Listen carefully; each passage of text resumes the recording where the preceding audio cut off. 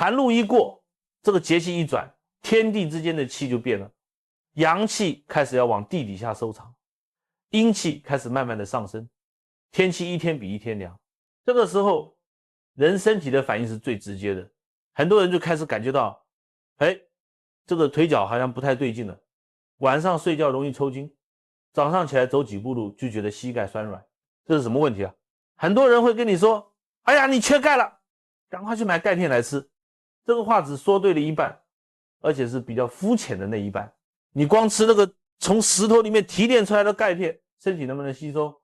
那是个大问号。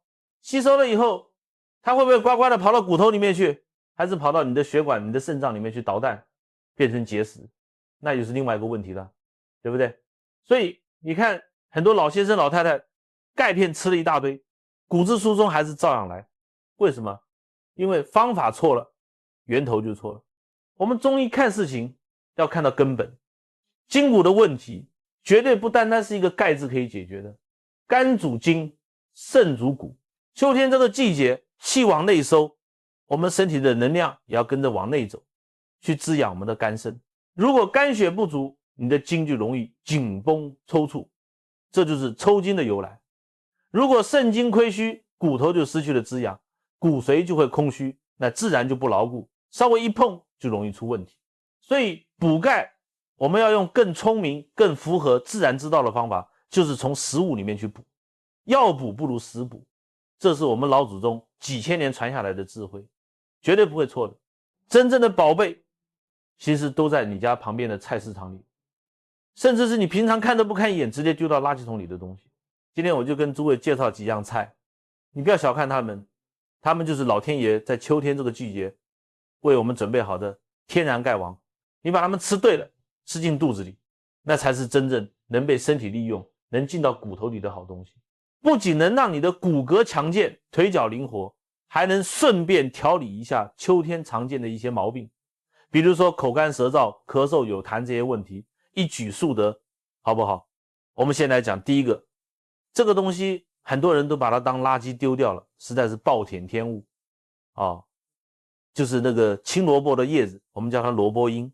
你去菜市场买那个青萝卜，上面那个绿油油的叶子，很多人回家第一件事就是唰一刀切下来扔了。我告诉你，你扔掉的那个部分才是真正的精华所在。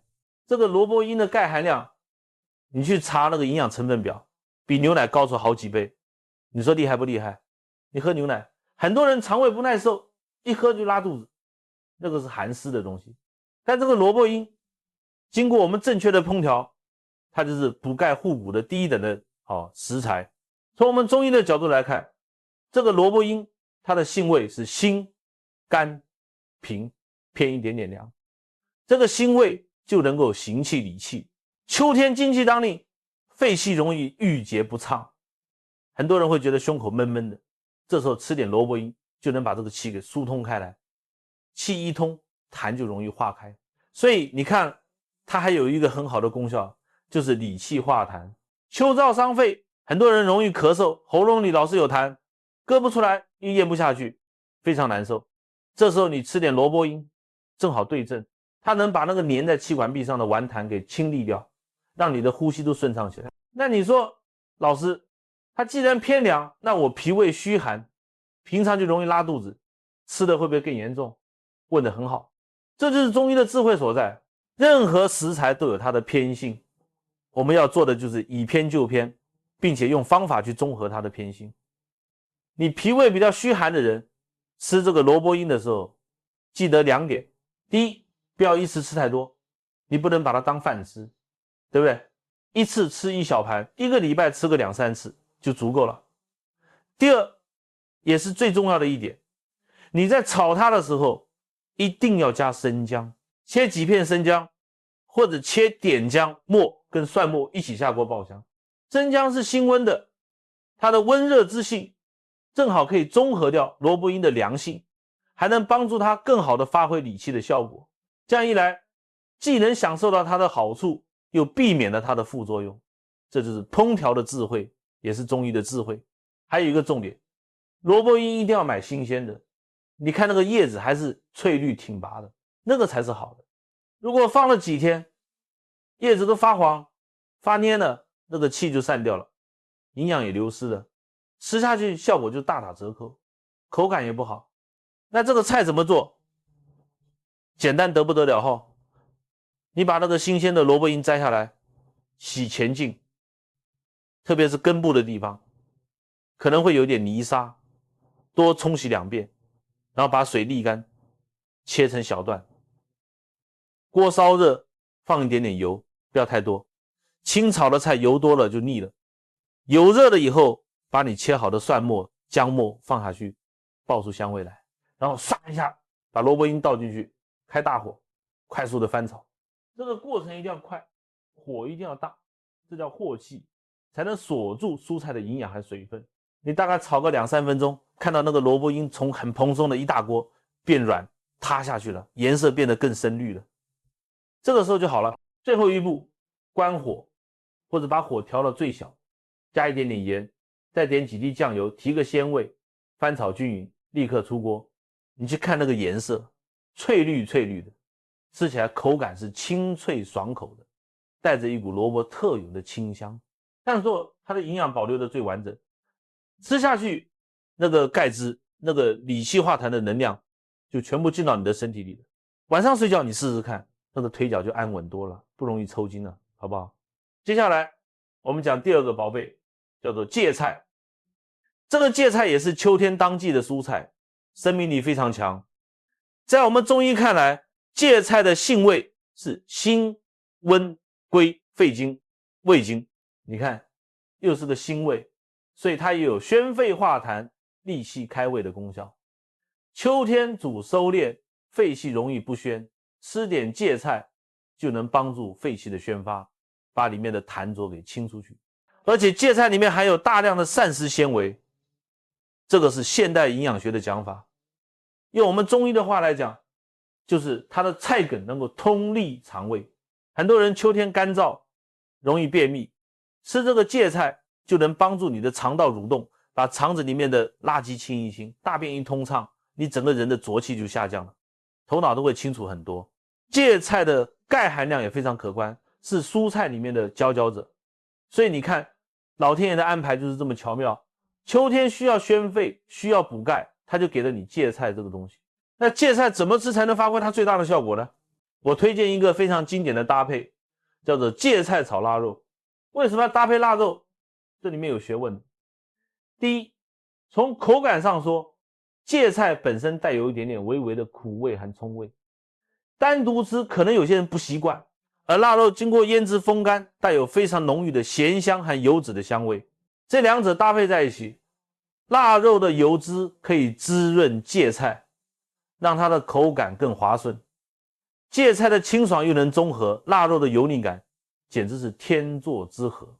第二，从中医的理论来讲，腊肉是猪肉做的，猪肉能滋阴润燥，对不对？这个咸味，五味里面咸是入肾的，所以这个搭配芥菜的辛温宣肺，腊肉的咸香入肾，它不仅仅是好吃，它还能够让这个菜的能量既能上开肺气，又能下固肾气，达到一个上中下三焦的平衡。当然，这个菜也有一些要注意的地方。第一，芥菜的纤维比较粗，如果你是那种消化功能特别弱，吃点东西就容易腹胀的人，那你就不要吃太多，浅尝辄止。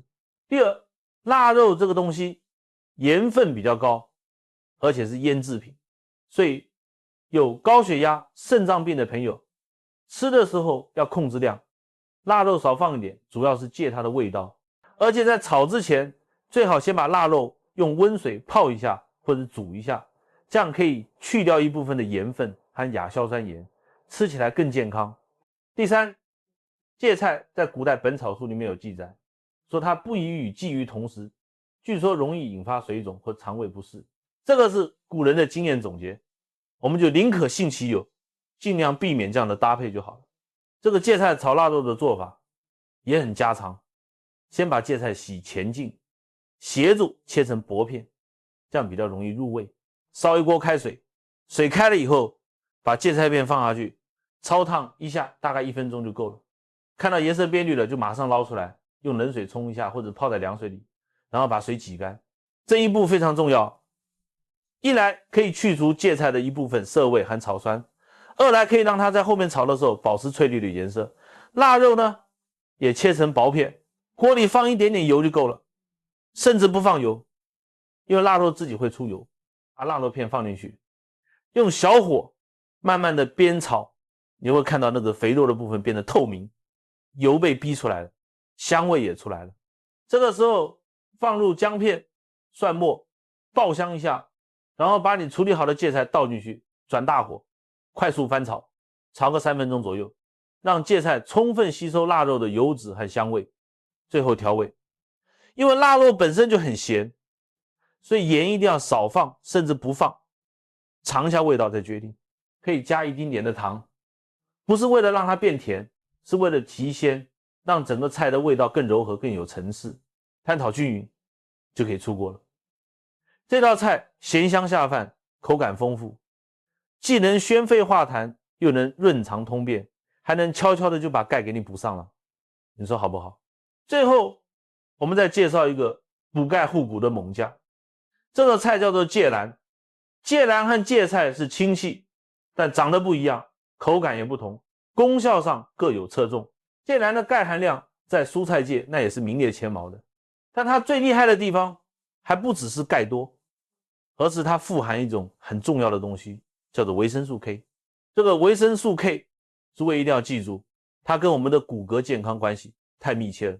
你可以把它想象成一个钙质的搬运工或者交通警察，你吃进去的钙在血液里面流动，如果没有维生素 K 这个指挥官，这些钙可能就会在血管壁上沉积下来，造成血管硬化，或者跑到关节里面形成骨刺，到处惹是生非。而维生素 K 的作用就是指挥这些钙，喂，你不准在血管里面乱跑，全部给我到骨头和牙齿里面去报道。它能够活化骨骼中的一种蛋白质，叫做骨钙素。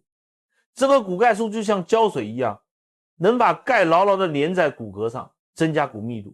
所以说补钙不补维生素 K， 效果就要大打折扣，等于是白补了。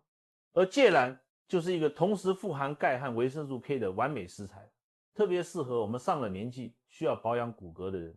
芥兰从中医角度来看，性味也是甘辛凉，能利水，化痰解毒祛风。那要怎么搭配才能让它的效果更上一层楼呢？我推荐芥兰炒牛肉，这个搭配可以说是强强联手，兼顾了气血骨的全面保养。牛肉是什么？牛肉是红色的肉，色刺入心，能补血，同时牛肉味甘性平，入脾胃经，是补脾胃益气血的要药。我们常说有胃气则生，无胃气则死。脾胃是后天之本，气血生化之源。你脾胃功能强健，吃下去的东西才能被运化成身体需要的气血和精微物质。所以芥兰负责提供钙和维生素 K， 把钙房子的砖块和水泥准备好。牛肉则负责补足气血，提供钙房子的能量和动力。气血足了，才有力量把这些营养物质输送到全身的骨骼里面去。而且牛肉里面富含铁质，是补血的好东西。所以这道菜吃下去，既补钙又补铁，既强骨又养血，让你秋冬季节气色红润，筋骨强健，从里到外都透出一股健康。这个菜的注意事项也有，芥兰的性质也是偏凉的，所以有胃炎、胃溃疡或者平常胃就比较寒凉的朋友，一时不要吃太多。牛肉虽然是好东西，但是吃多了也不容易消化，特别是胆固醇比较高的朋友，要选择瘦一点的牛肉，并且要适量。炒芥兰的时候，时间不能太长，炒得太老，不仅维生素会流失，口感也会像嚼草一样，那就不好吃了。做法也非常家常，但是有几个小诀窍。先把芥兰的老根和黄叶子去掉，洗前净，切成小段。芥兰的梗比较粗，你可以用刀在梗上划几刀，或者把它削一下皮，这样更容易熟，也更入味。牛肉要立住纹理，切成薄片，这是让它口感滑嫩的第一个关键。切好的牛肉片要先腌制一下，放一点点酱油、料酒、白胡椒粉，最重要的是加一点点太白粉或者玉米淀粉，用手抓匀，让每片牛肉都薄地裹上一层浆。最后再淋上一点点食用油，再次抓匀。这个油可以锁住牛肉的水分，让它下锅炒的时候不会变老变柴。把牛肉腌个10分钟，接下来就开始炒了。锅烧热，油要稍微多一点。油温升高后，把腌好的牛肉片滑入锅中，用筷子快速的把它滑散。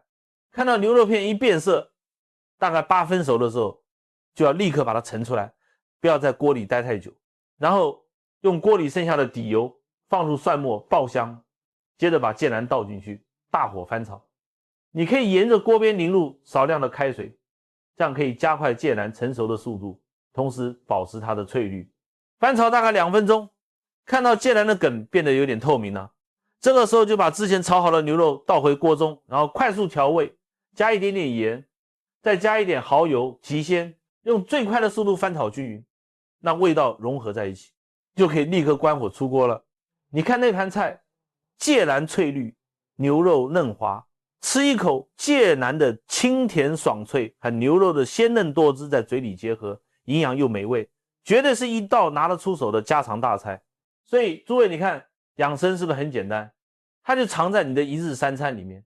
秋分过后，不要再满脑子想着去买什么昂贵的保健品钙片了，你先去菜市场把这3样天然钙王青萝卜缨、芥菜、芥蓝请回家，1个礼拜你轮流住吃，或者挑你喜欢的吃个2、3次。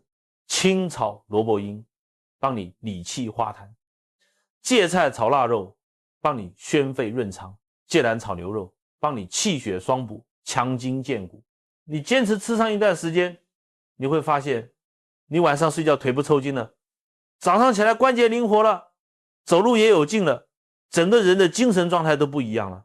真正的上工治胃病，就是从你每天吃的饭菜开始的，顺应着节气的变化，去选择当季的最富有生命力的食材，用最简单、最能保留其本味的方法去烹调它，然后怀着感恩的心情把它吃下去。这就是最高明的养生之道。身体是我们自己的，你把它当成一个宝贝来善待它、滋养它，它就一定会用健康和活力来回报你。反过来，你如果天天用那些垃圾食物、加工食品去伤害它，那它也迟早会出问题给你看，对不对？